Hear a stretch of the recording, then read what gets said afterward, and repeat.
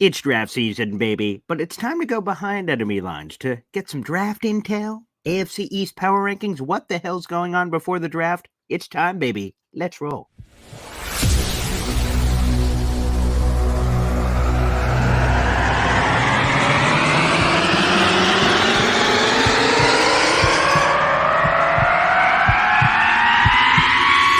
Zoinks!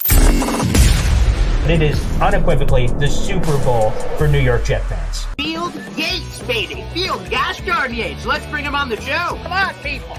Connor Rogers is joining the show. What's up, Connor?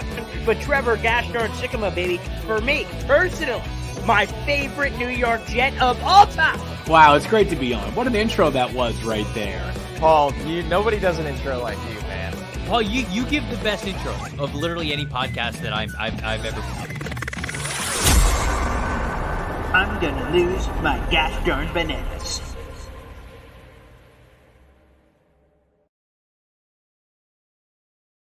You damn straight I do, Trevor Sycamore. Hey, everybody, I'm Paul Liston Jr., a.k.a. Boy Green. I'm the New York Jets digital reporter for Heavy.com. Welcome to Boy Green Daily, a daily New York Jets video program live every single freaking day at 7:30 in the morning. Also available in the audio-only podcast if you prefer not to look at my face. And you wouldn't be the only one. So feel free to enjoy it in those realms. But without further ado, let's bring him in, our special guest behind enemy lines. He's the Patriot beat reporter and analyst for Patriots on CLNS. You can follow him on Twitter at TKyles39. And let's bring him in here on the program. Taylor, gracing us with his presence. Good morning, Taylor. Good morning, brother. The intro king. Always entertaining to be with you first thing in the morning, buddy. Thank you so much for having me on again. Of course. By the way, I don't know if I've ever asked you about this. How often do you, speaking of intro kings and things of that nature, background king over here, you're the pop culture icon that people whisper about in the social media streets. How often do you update the background? Is it perfect the way it is? What's the dealio? So the posters haven't really changed since I really got my setup. The Funko's been pretty consistent. I think Loki's pretty new. He's back there. But for the most part, it stays the same. If I go in somewhere and I see a Funko I really like and I'm like, oh, I got to add that to the collection, I'll throw it up there. But for the most part, it's been a lot, especially draft season. I'm not leaving the house a whole lot. So I haven't gotten any to switch the lineup. But I'm happy with what we're working with so far. Well, you know what? I'm pretty happy with what the Jets are working with so far. They've been added a couple of Funko Pops to their collection. Looks pretty nice. So I guess we'll start off right for the jugular. AFC East power rankings, pre-draft. What are they right now? Go. All right. So I'd have to go with the Dolphins at the top. You know, Bills have lost too many players. I got to, but I'd put the Jets after them. Obviously, the Rodgers injury situation, makes things a little dicey there in the offensive line. They got to stay healthy, but I got to put them second. Third of the Bills, which might sound crazy considering how much success they had last season, but they've lost a lot of firepower. Even Mitch Morse, I would say, is a pretty underrated loss for them in both of their star safeties, even though they were getting older. Put them 3, and then I gotta show some humility. The Patriots are obviously dead last. They don't even have a quarterback right now. But as we talked about before the show, if they get a certain someone, I think that dynamic could change. But obviously, we're still a couple weeks out before we know for sure. Yeah, I do want to dive. I know this is a Jets program. We got all these crazy Jet bastards in the comments live right now, and but this has some direct ties to the New York Jets. The Patriots have the 3rd overall pick. A lot of people are saying quarterback, so we'll stay in the quarterback waters for a second. Who are you, and maybe Patriot fans, maybe it's the same answer, the pulse of Patriot fans, who are they hoping is available to be selected by New England with the 3rd overall pick among the quarterbacks? Drake May. I've been driving the bus, man. I've been fighting hard for him because earlier, like during the season, the college football season, I was more on Jaden Daniels, and he's electric, man. He's fun to watch, but once I started diving into the tape, it just feels like he's a little more floor, a lot more floor than ceiling. When you look at the frame, his arm isn't really great. There's some processing issues as well, where he tends to throw outside more than the middle of the field. But at the same time, every quarterback in this class, really outside of Caleb, I think has some kind of significant processing issue that they've got to work out in the pros. And then, JJ is starting to gain some steam a little bit. I think people are realizing, we're talking about 3 overall, you'd rather go for the ceiling than the floor. You got to take a big swing. And JJ seems like the next best thing when you're talking about guys who could be in that range, who could really grow into something special and isn't already kind of maxed out. And, he's going to go onto the field saying, all right, we pretty much know what we got. There could be marginal improvements. So, yeah, it's Drake May. Some people are shooting for Marvin Harrison Jr. I think that's irresponsible when you need a quarterback and a left tackle. But, I think Drake May is probably in the lead right now. Okay, so I'm curious because Taylor, I haven't been over at your house yet, but I feel like if you did invite me over, and I'm like, oh wow, this place looks phenomenal. Look, all these Funko Pops are everywhere. And then you say, I'm like, I'm kind of hungry. You're like, go in the pantry, go ahead and grab some. I'm like, oh, phenomenal. I go in the pantry, I'm looking. There's not a lot in there for the Patriots roster, so I'm kind of looking around. I'm like, oh, what in God's green earth? What's going? You asked me to get a snack. There's nothing in here, man. So I say this: what about the trade back scenario from 3? Okay, quarterback's tantalizing. It's tasty. I heard Robert Kraft who said, yeah, they can do whatever they want, but quarterback. Yeah, so that seemed pretty clear that there might be an owner pick there. But, is there a case to be made that a lot of people pay crazy prices, for the quarterback position? You could get someone to get all froggy, jump up. Patriots get a bunch of stuff. I'm not trying to help rebuild the Patriots here. That's probably the opposite of what I want to do. But if I were to do so, you could get a lot of lotto tickets, get a lot of positions, and fill out that roster. I'm sure that's been among the conversations in Patriots land. Why not that? Yeah, no, I mean, I think that's absolutely on the table. Jerod Mayo said during the AFC coaches breakfast at the owners meetings that they are considering a trade. Now, I do think they want to take a quarterback, but even still, if you take a Godfather offer where you're getting 3 first-round picks, 4 first-round picks, or just something where it's all right, this is too good to pass up, especially for me if Drake May's off the board and it's still an option, and it's all right, Jaden Daniels or JJ, what I'd like to see them do is take that Godfather offer, get yourself some more swings at the bat. Does that make sense? I don't watch baseball, if you can tell. But just some more opportunities, and then trade back into the top 5. You got the ammunition, get yourself some more valuable picks, but it doesn't dissuade you from being able to still get one of the top quarterbacks. They could go for someone like a Penix. In some of my mocks, I've gone through that scenario where if you want to get him at 23, which might be rich, but at the same time, if you really want your quarterback and you have faith in him, then you invest the pick and you don't really think twice about it. So yeah, I absolutely think that a trade is on the table. It's going to be that or Drake May or JJ. That kind of seems like what is most likely going to be the case for the Patriots. Okay, we haven't had games yet. We've only had months of off-season action happening. What's been the biggest difference of Bill Belichick not being there and Jerod Mayo inserted in at the top? The energy around the building's definitely different. And one, it helps when you're not in the midst of a losing season. Last year was my first year on the beat, and wow, things, things weren't bad. I will say the Patriots, their locker room is tight.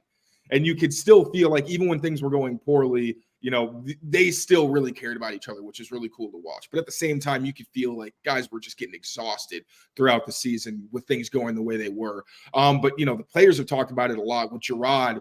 It's not even it's somebody from the outside who they're still getting to know. This is a guy who's been on the staff for years, who has experience, obviously played for the Patriots. He comes in with a lot of credibility already. And he was one of the guys who players have said, as tough as last season was, he made it fun going into work and still being in the building. So that's, I think, the biggest thing is they're really trying to embrace the more modern NFL culture where guys are partners more than, your subordinates. This isn't really a military kind of thing anymore, which is when you're a Bill Belichick, you can do that because you have the track record, you have the experience, you have the credibility. No one's really going to tell you anything. But I think this organization is embracing that we really need to make sure that people feel heard. And that's really the biggest thing where even Hunter Henry mentioned earlier this week where, it kind of slipped in there. He's yeah, we're it's nice to, feel like someone's listening to us, which again, Belichick has his own standard, but in this new kind of time, it really does help when players have that motivation of feeling like they're more important rather than just kind of being pieces on a chessboard. I love that you brought that up because I was kind of curious. I'm reading quotes. I'm just seeing quotes. I'm just seeing some comments and things. I'm like, ooh, that could have been a shot. Ooh, that could have been that could mean a couple of things there. Has there been shots at the king? The king, the king has been overthrown. You have one of those crazy Targaryen bastards going all GOT on you and throwing him out, and then we're like, yeah, that guy was a little wild, huh? And that kind of gets the crowd going. Yeah, he was. Is there that there, or they were just saying, because it's almost like when you bring in a new player and they're like, hey, what do you think of your scenario? Wide receiver jet sign. They're like, oh man, this is a great culture or something. It's almost like at the same time you're saying that comment, you're like saying your past culture sucked. So like, is that what's happening with any comment that's being interpreted by Mayo or even Elliott Wolf or one of these players or something, that it's not really a shot, or it is? What's your interpretation? Well, I mean, when it's come from Jerod Mayo and Elliott Wolf, it's certainly been interpreted that way at times. But I think they've also shown reverence and been like, hey, like, Bill is a phenomenal coach. Again, his track record speaks for itself. It's not like anybody really needs to defend Bill Belichick necessarily. But I think there were legitimate problems in the building. And you've seen so many reports about, like, for years, scouts didn't feel like they were being heard, which is extremely frustrating when you consider how much time and effort these guys put into their jobs. And then for it to come down to the wire, and then, Belichick thinks something and disagrees, and then kind of supersedes everything that they're saying. That was one of the bigger things where they were like losing scouts and losing some people because of that kind of feeling. So I think that, especially with the coaching staff as well, like, you started to see things unravel. 2022, once there was that mass exodus with Josh McDaniels, was really when you started to see things crack when he brings in Matt Patricia and Joe Judge, who aren't qualified. Even players on the team understand that these guys aren't qualified. And then last season, where there was infighting, where, you had Adrian Clem as the offensive line coach, who was teaching a philosophy that didn't really sync up with what the Patriots wanted to be teaching, even though they hired him, which I thought was super bizarre. Bill O'Brien's running the offense, but doesn't have experience with almost anybody except for Will Long on the coaching staff. So he's kind of trying to figure things out on the fly. Then Adrian Clem leaves, and Bill Belichick and Will Long get involved and start teaching a different system. You got coaches getting mad at scouts, coaches getting mad at coaches. Like, it was very obvious that something was wrong, and there were things that needed to be fixed. Now, I feel like Robert Kraft has maybe leaned into it being Belichick's fault a little more than a lot of people are happy with. Maybe he could tone that down a little bit. The Dynasty doc series has not helped his case at all, because that was pretty clearly a hit piece that even players were like, yeah, I wouldn't have done that in retrospect. But for the most part, I think when people acknowledge the changes and the things that they wanted to improve on, there has still been that acknowledgement of, hey, like, Bill's the GOAT. We all know that, but we're doing things differently. Yeah, I will say I enjoyed the doc. I had to kind of get out the remote, like the click from Adam Sandler, go boop, boop, boop, boop, boop, boop, trying to get past all the Super Bowl nonsense. Okay, yeah, they won a bunch of Super Bowls, boop, boop, boop, boop, boop, and then get into the real juicy stuff, which was nice. But in all seriousness, I did enjoy the doc. That was they weren't kidding when the director said we're going to show the good, bad, and everything in between. Whoa, mama, there was some interesting stuff there. There's no question about it. Now, my father jumped in here in the comments. Now, this is probably a little blunt. He's a Cowboys fan. I want to make that clear. He's a Cowboys fan, but he said that he thought it was an odd choice to hire someone from a losing staff. He's talking about Jerod Mayo, especially with all the talented coaches available. Now, that might be a little too blunt, but in general, though, I am kind of curious because, this is a college level thing. Syracuse, when Jim Boeheim, walks off into the sunset, they didn't do a national search. They just said, yeah, here's our guy, our hand-selected guy from the staff. Adrian Autry gets his opportunity. I know that's college to the NFL, but, like, boy, there were some talented fish in the sea, and the Patriots could have thrown the old cast in there. And a lot of people said Vrabel, who somehow doesn't get any job, he's like an advisor with the Browns or something now. So a lot of people thought that was going to happen. Why did they just say it's the Mayo show? That's where we're going. We're not. It didn't seem like it from the outside perspective. So correct me if I'm saying anything wrong here. That it just didn't seem like they seriously considered swimming in those waters. Like it seemed like the plan was Belichick go, Mayo in. Well, Robert Kraft has said that whenever he's hired a head coach, he's gone with his gut. And to be fair, it's kind of hard to disagree with him. Like, the track record's been pretty good. He's got Bill Parcells, Pete Carroll, Bill Belichick. So, I mean, he's bought himself some credibility in that department. But also, Jerod Mayo, this is somebody who's been with the Patriots literally since he was drafted. He left briefly to go attack the business world, had a ton of success, showed that he, has the acumen to be able to not just be involved in a football realm, but also in one where you're dealing with real world stuff and you have to meet people and have those kinds of, conversations that are more fixated into different areas. So Robert Kraft also helped him get that job. And again, Kraft, having seen him grow up and knowing what kind of person he is, and then seeing him as a coach, as a player, the kind of respect that he commands, because he's a really light personality. He's a really fun guy to be around, but also as someone who teaches football from a different perspective where, it's not just the X's and O's. Players say it's more philosophical a lot of the time and just gives you that new lens that you don't get all the time, which can be refreshing because, it gets tough hearing the same things all the time, but hearing it from that different lens can really help. But also, Jerod Mayo was being groomed to take over for Bill Belichick. Like, he was going to the Senior Bowl, and he was kind of commanding those guys while Belichick was more watching in their last season there.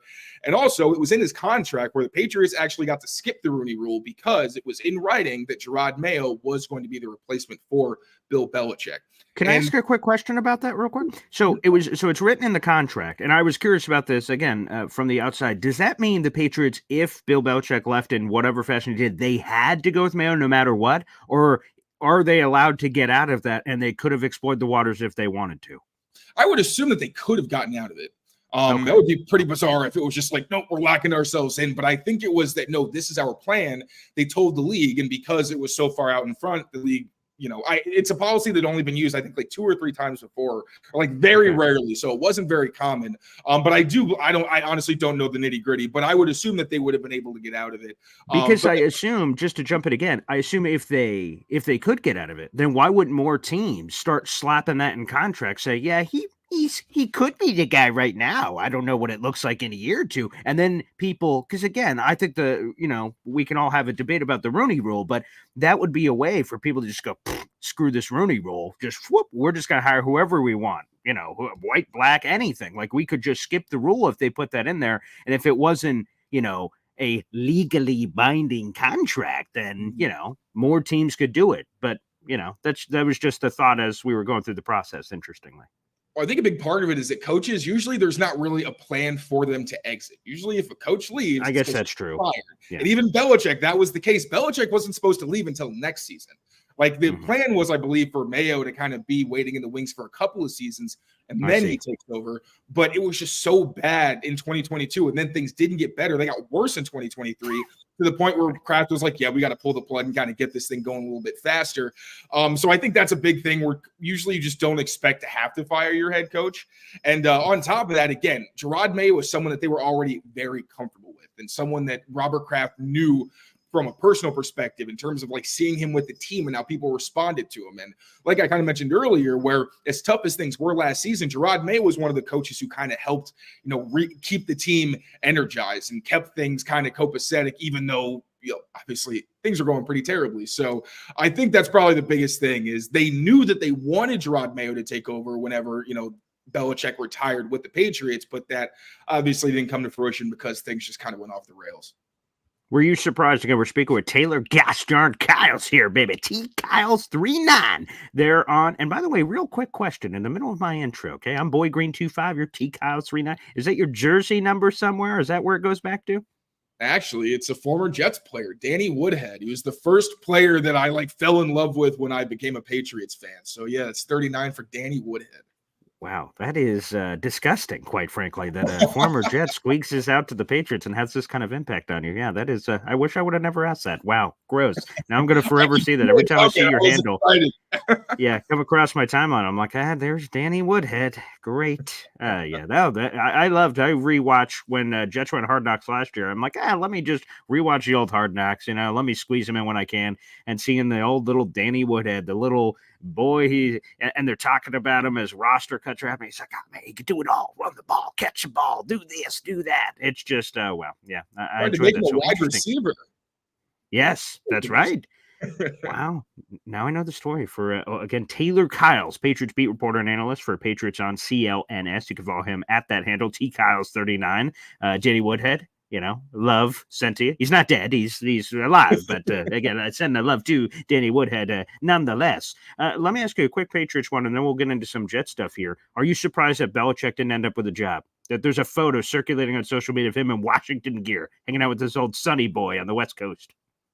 Not shocked. Obviously, it's weird not having Bill in the league, but at the same time, he's a guy. If McCarthy had gotten fired, I thought Dallas was the spot for him, the one that made the most sense because they obviously are already in a Super Bowl window. I think Belichick is better for a team where it's you're just trying to get over the hump, win a Super Bowl, maybe compete for a couple Super Bowls.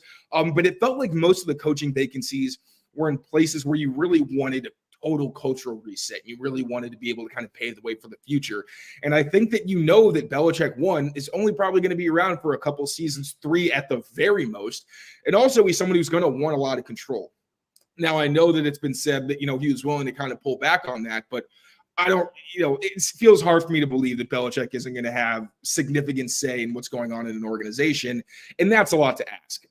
Now, again, if there are opportunities with a team that's like, we are ready to win now, we just need the coach to help us get there. I think those are the kind of opportunities that would be great for him. But yeah, I was surprised, but I wasn't really shocked to see that he didn't end up back in the league. Is he done or is he coming back next year? Because it's just another year older, not to be an ageist here or anything, but 1 year removed from the game. While you brought up Mike McCarthy, that's kind of a funny example. He walks away from a year, starts studying analytics and reinventing himself, and then he gets a Cowboys gig. Is Bill done? No, I don't think so. I think this was just a situation where there weren't any openings for him. But again, if you get that team that's right on the cusp and needs the coaching staff to get their talent to where they need to be, that's when I think we'll see Bill back in the league. So next year, I think there's a pretty good shot, especially, I don't know how far the Cowboys are going with all the drama that's going on already with them. So, yeah, we'll see what happens. All right, let's get into the Jets. The Jets have made offseason champs reigning. I wish I would have brought my championship belt. I would have been, kind of running around the office here. But, they make a bunch of moves. T. Kyle's 39 from your seat in New England as you have your binoculars out. No Spygate going on, just your normal binoculars for whatever you may be observing. You're seeing Jets land. What's your perspective on the free agency moves the Jets have made? So like I said, it kind of feels like it's a retirement home for good players right now, just because you got Tyron Smith, you got Mike Williams, who are good players, but they're also coming off it. Or obviously Tyron Smith has battled injury for a long time. Mike Williams coming off a significant injury. I will say with his skill set, he's not really someone who's burning guys over the top. He's that contested catch guy. So I think he should still be able to be pretty successful. I like John Simpson. I thought that was a pretty exciting signing for you guys. Morgan Moses, another guy who's on the older side, but obviously was playing on the same offensive line as John Simpson last year when they were in the AFC Championship game with the Ravens. So those are some pretty big moves. Tyrod Taylor, everybody loves Jerod Taylor, but again, this is a guy who habitually gets hurt. So I don't know how much I like him as the backup to Aaron Rodgers, where it's another guy where you don't really know what the situation is going to be like with him health wise. But in terms of a locker room guy and someone who could step in ideally as a spot starter, I like that. Javon Kinlaw is a monster. I thought that was a pretty good one. Then Hassan Reddick obviously seemed like he was a Bryce Huff replacement. Correct me if I'm wrong. But he's such a talented player, just more firepower for that defensive line, making sure they don't drop off in the pass rush department off the edge. Hate playing the Jets and their defensive line, man. Just the hockey rotations of absolute people eaters. But, free agency, I thought they definitely were one of the more impactful teams. But we'll see how it works out in season. Winning free agency doesn't always translate. But, in terms of doing what they could do, I thought they made some really strong moves. Can we, if we're both in this Madden franchise together, if I change any rules, we have to agree on them. Injury settings off, cool, before the season? We'll slide him down to 30. Slide him down to 30. Okay. That's a solid cancellation here. Again, we're speaking with Taylor Kyles here on the program. Okay. I mentioned things I don't want to see the Patriots do with the third overall pick that would make them better. Marvin Harrison be up there, but I'm glad it sounds like Patriot fans aren't even for that right now. So awesome. Because I just think he's just going to be a superstar in the NFL. I just love Marvin. His father played up here in Syracuse where I'm at. Oh yeah, I'm glad that hopefully not swimming in those waters as far as I'm concerned. But let's bring it to the Jets. They have the 10th overall pick. You've done a lot of these mock draft scenarios. I'm watching you on your Patriots Daily Show, bringing in all these people on the program and talking about all kinds of mock draft scenarios. What player could the Jets select at 10 that would make you go, gosh darn it, look at who they got? Who would that be? I've been seeing a lot of Brock Bowers buzz, and I will tell you, I am not happy about it. I know some people are saying, oh, he's a tight end. We don't take tight ends this early. I think he's truly one of those positionless players who can make an impact anywhere. I don't want to say generational talent necessarily because that feels so unfair, but he really does seem like a can't miss prospect. He can win downfield. He can win underneath. He's not a great blocker, but he's a very good blocker. If you want to use him as a slot receiver, he's not like a Mike Gesicki where he's just an oversized receiver. This is a guy who is good enough in line where you could put him there every once in a while. Ideally, you'd have him as that kind of off-ball guy who more is going blocks in motion and being able to get to the second level. He's dominant as a blocker if you want to put him in the slot, and he's still athletic enough and has the size where he can win and beat defensive backs pretty consistently. So I just think he's a phenomenal player. early on in the process, I was trying to find ways the Patriots could maybe get him.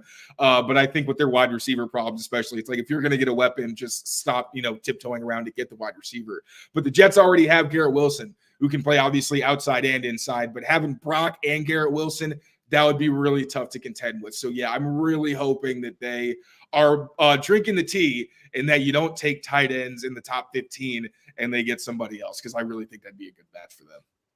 Oh, that's interesting because again, the Brock Bowers discourse on Jet social media and in this comment section, they're calling themselves Bowers boys. Is the cult in Jets land of like that are for it, but there's a lot of people that hate that. So I guess ultimately, we'll see where it's at. What about the other side? What are you rooting for? Like you're like, oh boy, hope the Jets take this guy. This guy will be a total bust. This guy's gonna suck it up in New York. Who is that? Who would that player be? It's so hard. This draft is loaded, man. I really think it'd be hard to go wrong. If we're talking like what I'd like to see them do, I'd like to see them take Bo Nix. We're already a team that's got a lot of good players. Just put Bo Nix in there just in case you get some, I don't want to say young blood necessarily. He's played more college games than anybody in the history of the entire universe. But is it realistic? Absolutely not. But I really don't think you can miss on any of these guys that are in the range where the Jets are picking. So yeah, please. I hope they fall in love with Bo Nix. They're like, hey, we already know what he looks like in green. Let's just bring him on over to the other side of the country, see how he fares with what we got. Yeah, let me ask you about that. So it sounds like I already know what your answer is, but hey, I'll go through the motions anyway. Ian Rappaport joined the Jets official podcast, the team media that works for the team. They were doing a little show at the annual league meeting, and Ian Rappaport dropped by. They're like, oh, yeah, Ian, what's going on, blah, blah, blah, blah. And then Ian just said, boy, the Jets have been doing a lot of homework on the quarterback class. He just said that. I'm like, okay, like a third round pick, right, Ian? And then he just mentioned, he was like, if the right guy's there at 10, and I don't know if it was like a sell job and they gave him a little check on the side. Nice job, Ian. Yeah, thanks, pal. But like, that's all smoke screen territory because you have to almost have this BS meter as things are coming through, right? You're just kind of filtering. You have the headphones on. Beep, beep, beep, beep, beep, beep, beep. You're working at an airport. Oh, boy. Whoa. Time out. Let's look at this luggage. What's going on here? So is that just complete smoke screen or is there something to that?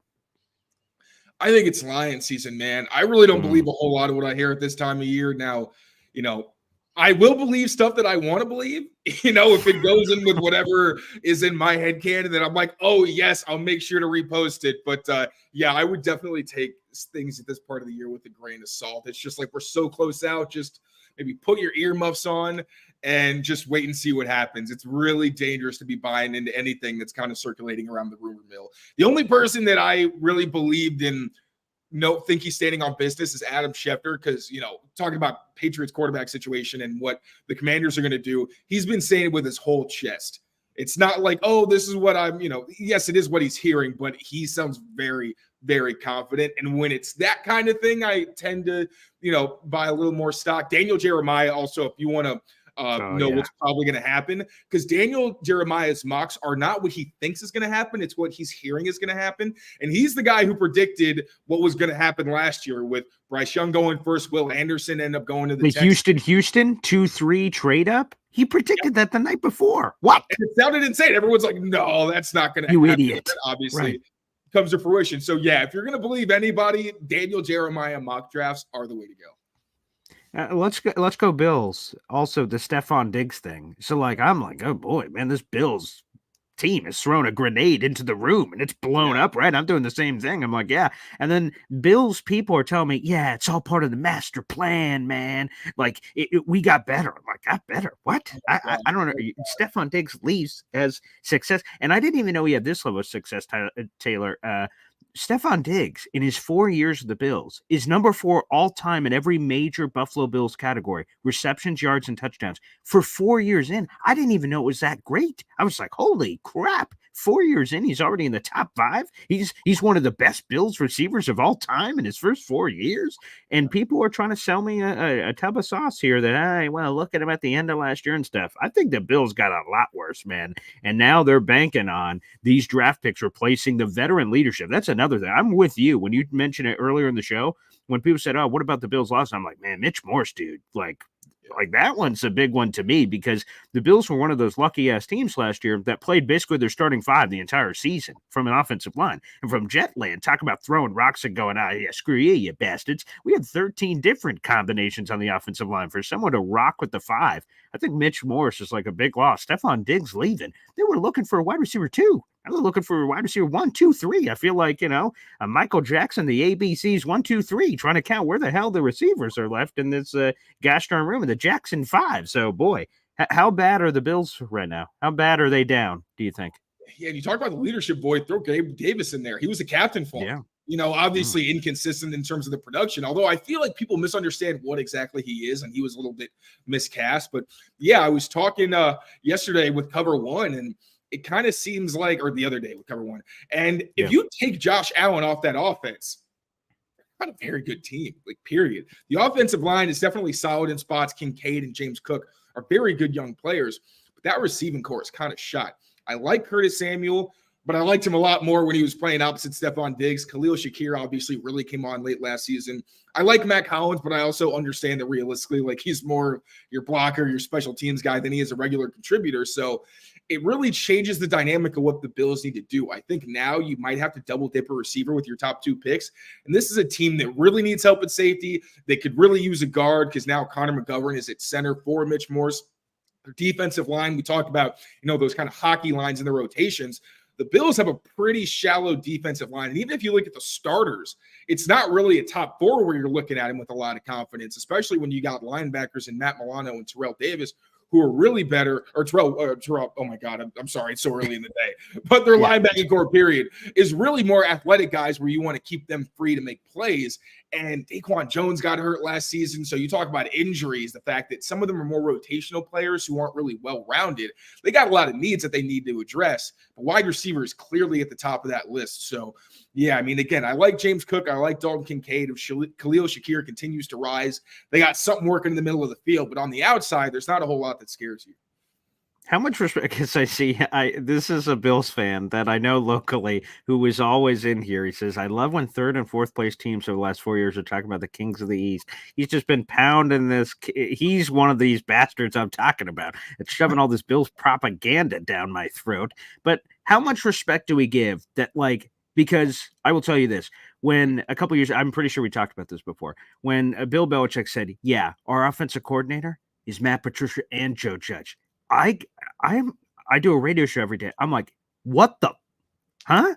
And then everyone goes, but it's Bill Belichick. I'm like, so what the hell does this mean? And then, of course, we see how it plays out. But despite that craziness, right, Bill Belichick could have put his Siberian Husky on that one draft thing. He's our offensive coordinator. And I'd be like, huh? And people go, well, his bark must be better than his bite, blah, blah, blah. And then all of a sudden, he's the guy. But he got the benefit of the doubt. For a lot of Bills people, despite everything we said about this roster, they're getting the benefit of the doubt. Well, they got Josh Allen. So high tide rises all boats, things of that nature. How much respect do they deserve as we're talking AFC East and that all these other holes that appear to be there, but they have the quarterback position. So people are still giving them, a lot of props, obviously. I think they're kind of entering where the Patriots kind of started to lean into. Obviously, the quarterback position makes a big difference, but still, when you look at the roster, it's kind of hard to really say, especially with Josh Allen, where a lot of his game is built on trust, where when he makes those crazy scramble plays, and he's extending, he's got to have guys that he knows are going to come down with some of those crazy throws that he does make. Stephon Diggs was a big part of that. Gabe Davis was a big part of that. They still got Dawson Knox and Dalton Kincaid. So, the ability is still there. But especially when you look at the defense, where they're really struggling, they have some significant holes. I think at this point, and then you look and saw Josh Allen, there was way more evil Josh Allen than I think most of us were expecting, considering the trajectory it looked like he was on. So, with Josh Allen kind of taking a step back, they still haven't been able to get over that hump and actually get to a Super Bowl and beat, the kings of the AFC, Mahomes constantly in their way. So, yeah, I mean, I know it might be a hard pill for the Bills fans to swallow. And I know, Patriots reporter over here, who are you to talk? But, I've seen a few winning teams in my day. And I think that where the Bills are headed right now, it's not looking too great. Now, obviously, this is a team that they really hit in the draft. Maybe things change. Josh Allen does cover up a lot of your flaws. But when you have the holes that they have, one at wide receiver, but also, you still got to get your guard situation figured out, because that interior pressure is not something you want your quarterback, who could be a little streaky in his decision-making, to have to deal with consistently. So I really think they're more in wait and see mode once we see what this whole team looks like. And even then, if they are relying on rookies, you have no idea what you're going to get out of those young guys. Who's going to be able to succeed early? Who's going to struggle out of the gate? So, I'd say hold your horses. Maybe, let's not bury the Bills necessarily, but if you're a Bills fan, I would definitely be more cautiously optimistic. I'm ready to bury. I need to go find my shovel. That's what I'm looking for. I'm ready to put those Buffalo Bills down. Like old Yeller, bring the bison in the backyard and take care of business. You know what I mean? So, but let me ask you this. I'll ask you a ridiculous question. So you already gave your AFC East power rankings. What if you had to predict right now, April 11th, season starts tomorrow? What is your record prediction for these teams? You could keep them obviously the same for divisions. What's the records for these teams at this point, pre-draft? I'll go with just wins, because I'm not good at math.